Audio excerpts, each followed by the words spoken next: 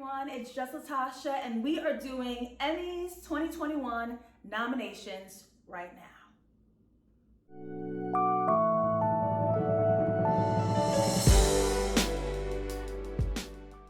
Hey guys, welcome back to my channel. It is JustLatasha. Sorry I've been gone for a minute, but we back with the jump off. You guys know how it is. I needed to take a personal break for personal reasons.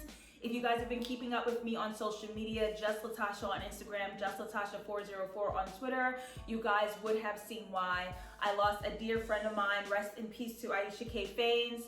Me and the Grapevine family are personally grieving right now, so it's kind of difficult to work through, but here we are. I wanted to focus on Black excellence, Black celebration, Black joy, and since the Emmys released their 2021 full nominee list, we're going to talk about it because so many things are being acknowledged and nominated, and it's a time for celebration. So let's do it.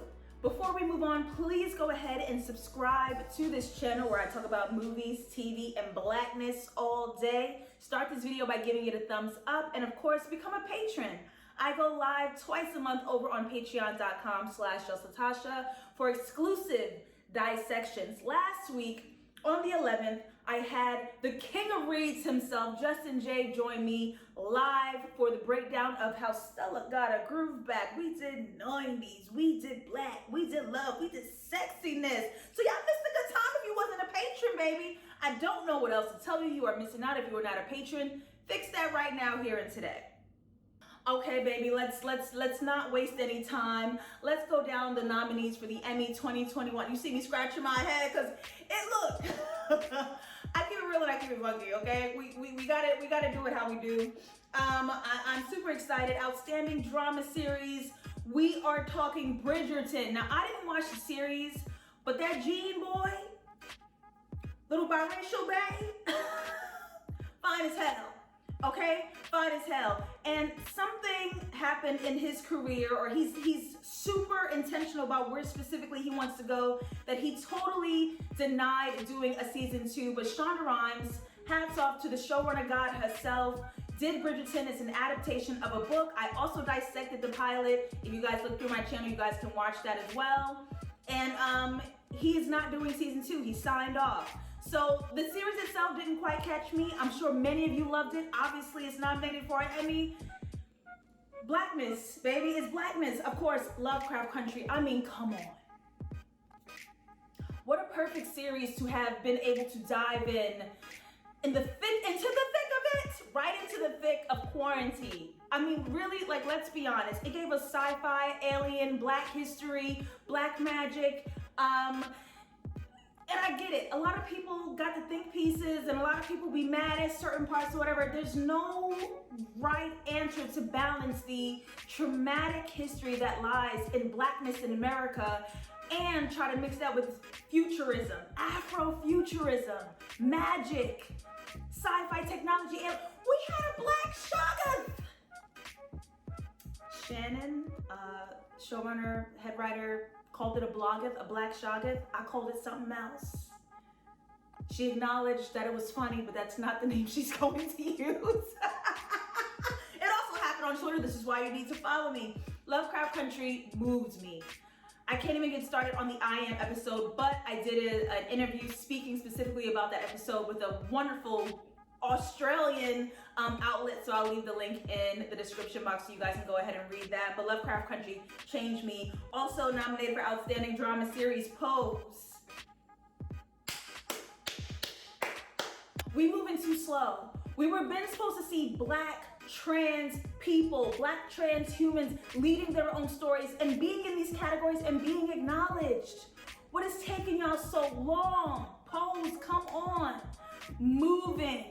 Now, I watched season 1, blown away. It was beautiful. Taught us about the history of HIV and the AIDS epidemic for a lot of Black, queer, brown people, specifically jumping off the story of Paris is Burning. If you guys have not seen that documentary, please dive in. Season 2, I kind of dipped out for a second. It was getting real heavy. And that's just because I independently know me. I know what I can and can't handle. When things get emotionally heavy and scary like that, I kind of back out. I like good things. But thank God I dove back in and haven't turned away since. Totally tuned into season 3. I dissected the entire season of Pose season 3. Also on my channel, please go and check that out. Real quick, I want to stop by the death of Candy. I've actually spoken about this with 2 trans women, Hope Giselle and Mojo Disco. It's a video I did last year, and we spoke about the death of Candy, which got a lot of think pieces, a lot of anger, a lot of pushback. But here's the thing. A lot of people said that the death of Candy was colorism. How dare you kill off the only dark-skinned trans woman on the show? Well, not the only, because obviously you have Dominique Jackson, but what that show did successfully was make you fall in love with someone that was our sister, that was our friend, that was someone that we loved and wanted to spend time with. And this is the experience of trans people, especially in that time, dealing with homelessness, HIV and AIDS, sex work, that you suddenly lose your sister, and that's shocking and devastating. The show successfully taught you firsthand what it felt like to have your trans sister suddenly and dramatically taken away from you. That wasn't colorism, baby, that was truth. And it felt uncomfortable, and a lot of people also need to acknowledge when TV just doesn't make them feel good, because the truth is TV doesn't have to. It's not TV's job to particularly and individually make you feel good. It's supposed to make you feel, period. That's why it has an Emmy nomination. And This Is Us also nominated in Outstanding Drama Series category for Emmys nomination 2021.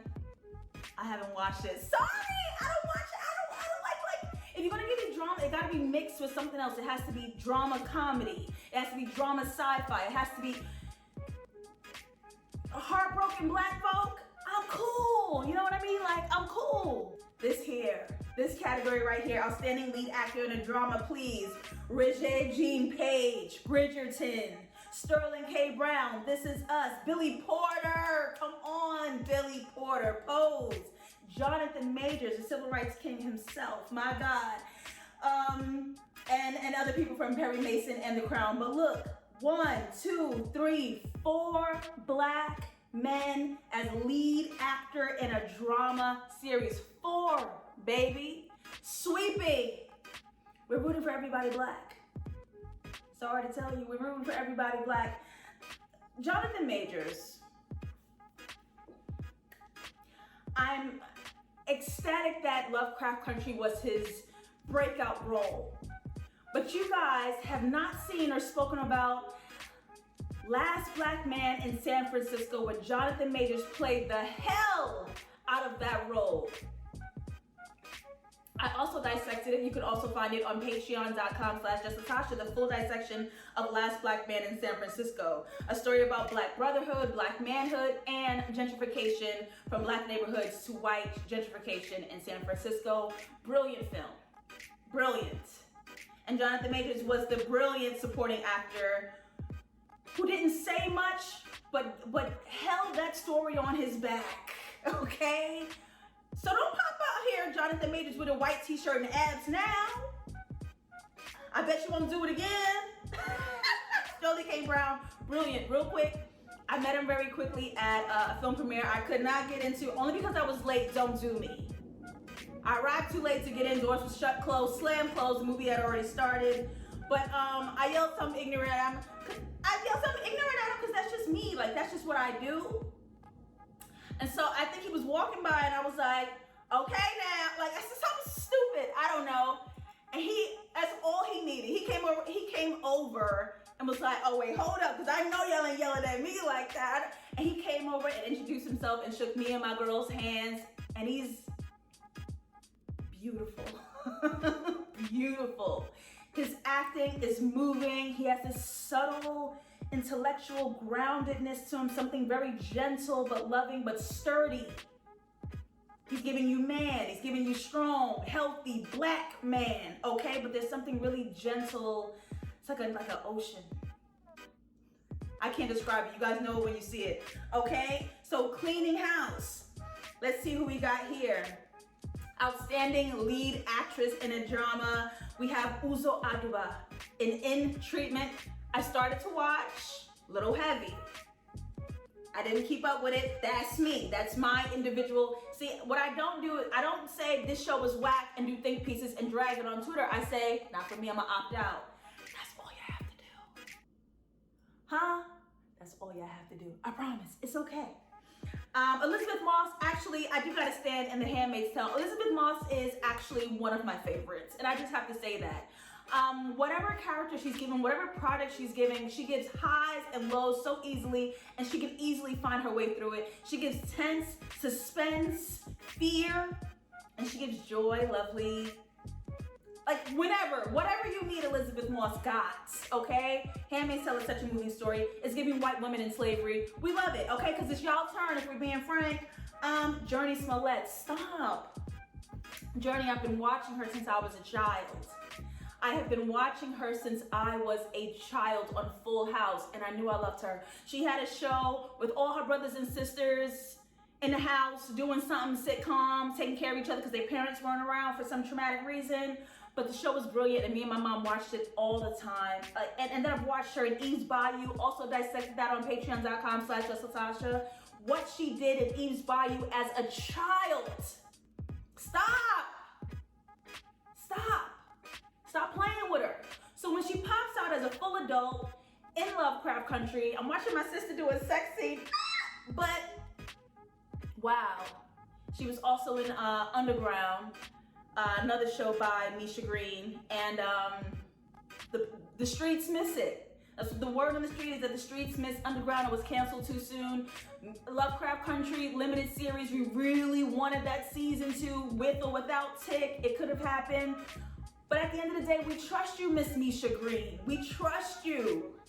We trust you. Whatever you want to do, we will be there. But Journey Smollett, you turned it. You did a brilliant job. And of course, the officially Emmy-nominated trans woman actor, beautiful, talented, brilliant, MJ Rodriguez. Ladies and gentlemen, my favies in between, please. MJ, congratulations. And this is what I really appreciate about MJ Rodriguez and Billy Porter, because they've had such, and especially Billy, he's older, but they've had such extensive journeys. And I think it's really inspiring, especially for a creator like me, to see people who have finally turned after years of giving it all they've got. They sing, they dance, they act, multifaceted talents. This is talents from the 80s and 90s. I'm gonna keep it real with you. A lot of the girls that have these followings and these platforms and they're famous, they're one trick cat pony. I don't even know the saying, but y'all got one thing and y'all barely do that with your everything. You barely invest in mastering that. And we can see the difference between talent that's been cultivated and worked on and crafted versus you getting on right now. And because I'm from the old school way, I'm kind of over the girls that are kind of on right now. Y'all don't perform, y'all don't rehearse, y'all don't give. And this is why I celebrate an MJ Rodriguez. Now, this is also huge because it's the first trans person to be nominated for an Emmys. And again, I remind you, we're moving too slow. I actually just joined Entertainment Tonight last Tuesday for just like hot topic breakdown X, Y, and Z. I've also shared the link on this page so you guys can go watch that as well. We shouldn't be celebrating first anything this side of 2020. We in 2021, and we're just now acknowledging and rewarding trans talent. So I've said this on my YouTube video like over a year ago. Trans people should be included in any of these platforms. They don't have to be othered. They are here. They exist. We've all got to get over it. Thank you to the talent that is MJ Rodriguez. Wow, I enjoy you from the bottom, the depths of me. And when you and Billy Porter get on stage together and y'all do it, when I think of a home, I think of a place where there, see, because both y'all stay there, where there's love overflowing. Y'all do it every time. Come on. Outstanding supporting actor in a drama, Michael K. Williams, Lovecraft Country. sides to this coin. Gay people should play gay roles. I think it's brave when cishet black men play black gay men on television.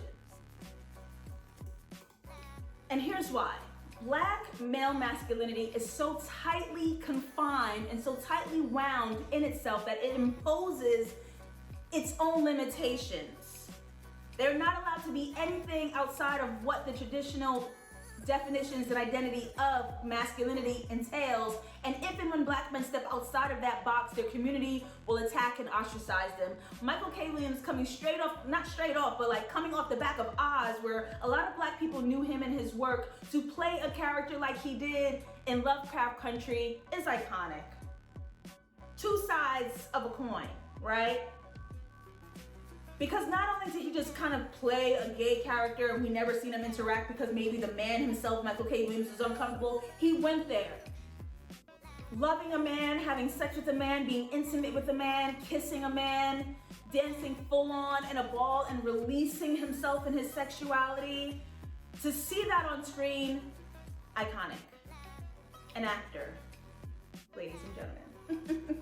Outstanding supporting actress in a drama series. Now, only 3 shows are here.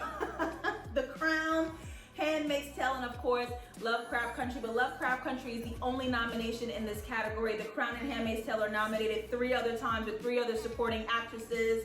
But let's talk about Anjanae Ellis. Older, dark-skinned, curvier, black women being loved, being queer or exploring queerness, being desired, discovering the universe, speaking to top tier God level beings, setting history with her intellect and her mind and her work in math and science, naming comets, opening up the universe unto her daughter. We're talking Anjanae, my God. You can also find her in Barry Jenkins' If Beale Street Could Talk, playing in one of those ignorant aunties who's against love for her niece and you fast, one of those, right? For to see the range, we're speaking range. My God, I'm rooting for you. I claim the win in your name. We have to. Outstanding lead actor in a comedy series, Kenan Thompson. Now, I want to be honest. I don't see many people speaking about the show Kenan. I think this is a great move for your elevation out of SNL. I haven't seen it as well, but I'm happy that you're being acknowledged. You've been a comedy king for decades. Let's just call a thing. You've been a comedy king for a long time, and it's your turn. Outstanding lead actress in a comedy series. Okay, I'm gonna just mention this real quick. Aidy Bryant, Trill, I love the show. I love the concept. I love learning about fatness through her particular lens. I love seeing her fat, black, dark-skinned, queer, lesbian roommate get love as well. Of course, they're gonna do an interracial white girlfriend, as they do. But I loved seeing it. That show is actually really good. Hacks has been hailed as a top contender this year. But Tracee Ellis Ross, you do the damn thing every year. Are we even surprised at this point? Has she won before? Okay, Tracee Ellis Ross has actually won this Emmy twice in both 2019 and 2020. So, ma'am, if you're gonna make it a 3 across the board, let's do it. Outstanding limited series. Y'all can't see it. Outstanding limited series, Miss Michaela Cole, because they tried you. They tried you. One of the most emotionally, intellectually thrilling, emotionally challenging, sharp, genius, brilliant, grounded, elevated, daring, horrific, surrealist pieces of work I've ever seen in my life. Michaela Cole, the ideas that ruminate inside your mind that you still haven't even released upon us yet, I am thrilled for you. This Emmy nomination just scratches the surface of the things you deserve. I create with you as my top icon in my mind. I may destroy you. Beyonce said, let the world catch up. The world was not ready for this. The world was not ready for this or you. The world was not ready for this or you. This will be studied later. You know you're a genius when people don't get it yet. People don't get it yet. And the conversations that you so easily and bravely had on this very short, bite-sized show, what it made us discuss and talk about, what it made women say, yes, me too. What you made us acknowledge when we discuss sexual assault, that it's not this big scary thing that always happens in an alley. It's actually with someone that you trust and know and are friendly with and cool with. That's still sexual assault. I don't know if you needed this show to heal. I don't know if you needed this show to yell at your abuser. I don't know if you needed this show to introduce your writing voice, whatever it was. Thank God for it and you. My God. My God. Now, she's up against Mayor of Easttown and up against WandaVision, as well as Queen's Gambit and the Underground Railroad. That's Barry Jenkins. I've said it on Twitter, I'm over slave narratives, but I do love Barry Jenkins. I'm cool on that. If they don't get it, I get it. If they don't award this, I get why they don't award this. They're not ready for this. But you being in this category, please, please. Also nominated Michaela Cole, Outstanding Lead Actress in a Limited Series or Movie for I May Destroy You. And I mean, you deserve. I have nothing else to say.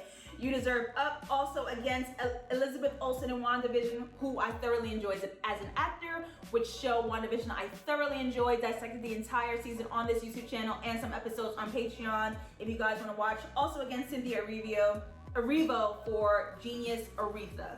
Very talented woman. Outstanding Supporting Actor in a Limited Series or a Movie, Papa Isidu. I know I'm not saying it right because I'm an American. God damn it! I know I'm not saying it right because my American mouth don't do the thing, but I May Destroy You.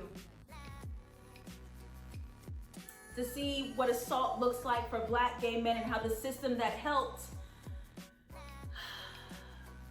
a Black woman failed a gay Black man, because when it comes to sexuality, the idea that a man could be assaulted, the idea that a Black man could be sexually assaulted, the idea that sexuality is vulnerable and scary for Black men as well and Black gay men, the system needs to change. She so easily put that in this show.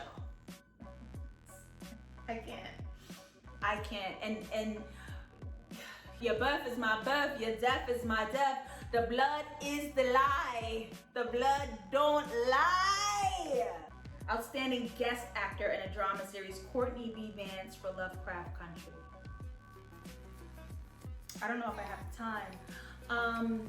An older, cisgender, heterosexual Black man admitting to his wife of umpteen years that he has failed her and apologizes to her for keeping her small.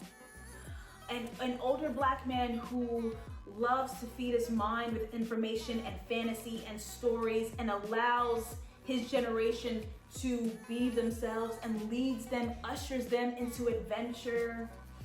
The softness, the courageous, the knowledgeable, that character was so well developed, and what Courtney B. Vance brought to it, his desire for his wife, and that is Angela Bassett's husband. Okay. I can't speak highly enough of him as an actor and this story. I wanted to win across the board. I can't lie, I wanted to win across the board. Don Cheadle also in this category for The Falcon and the Winter Soldier. Wasn't my cup of tea. Didn't watch. Don Cheadle, he does his thing in Black Monday on Showtime. Get it? I'm just gonna stop here real quick. Outstanding Guest Actress in a Drama Series, Felicia Rashad, This Is Us, You Deserve to Lose Everything. Outstanding Guest Actor in a Comedy Series, Daniel Kaluuya, Saturday Night Live. Now y'all was mad at a particular skit. Y'all do this dragon thing on Twitter. He was funny. As a matter of fact, I want to talk about it. So the people was mad that Daniel Kaluuya played this Jeopardy game show about why black people will not take the COVID vaccine. And I get that this is a black issue, it's an intercommunal issue that maybe should not have been broadcast on a white platform to a white audience. That information was not for white people to digest. But I ask you, what do you expect black comedians to do at their job? Because as a black person, when you go to a white-owned company and you're the minority in the office and in the world, you don't go around revolutionizing your job. And if this group of black comedians only did white comedy at their workplace, you'd be yelling at them for not keeping it real amongst their people. So do you want them to do black or not? They are black comedians doing their job. That skit did not blame black people for being anti-vax. That skit did not put black people at the front of being anti-vax.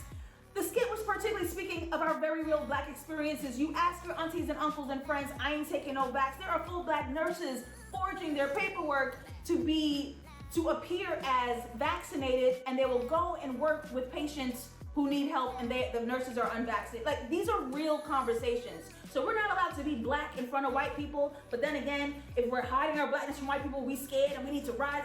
Pick one. Daniel Kaluuya did an outstanding job. The skit was funny as hell. SNL is funny as hell. I support all those black comedians on their show. It's such a pinch to try to be a black comedian in a white space in front of a white audience. Get up off of them. Come on. Outstanding guest actress in a comedy series, Maya Rudolph, Saturday Night Live. She does it every time. The Beyonce impersonations, everything. She does it every time.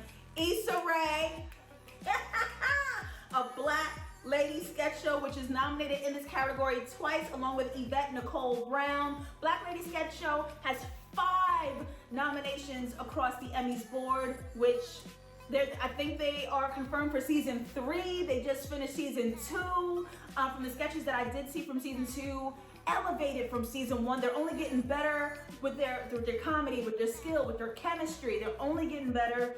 It's just a joy to see.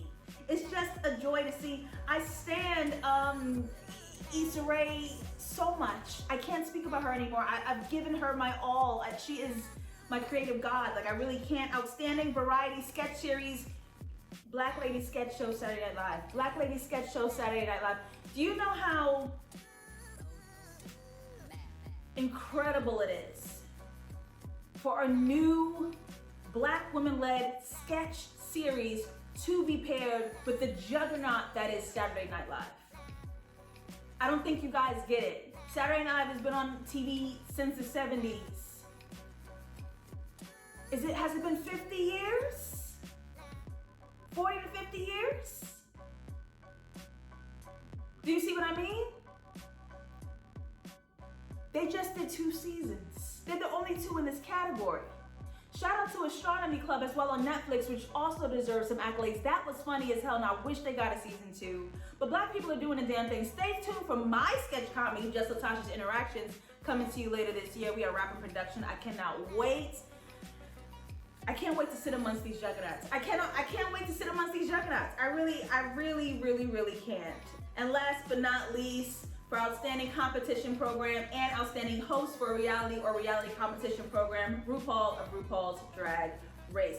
Also, I must acknowledge Nicole Byer for Outstanding Host, and nailed it. She is a comedian I've been following for a really long time. She has a funny ass podcast called Why Won't You Date Me? I've watched her stand up. I've been following her career for years.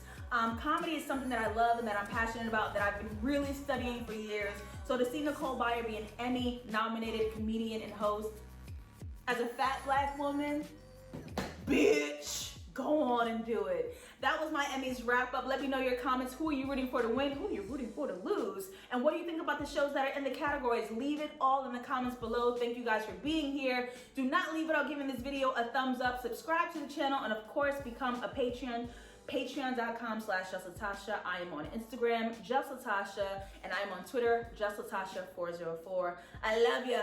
I support you. I'll see you later. Black excellence, black talent.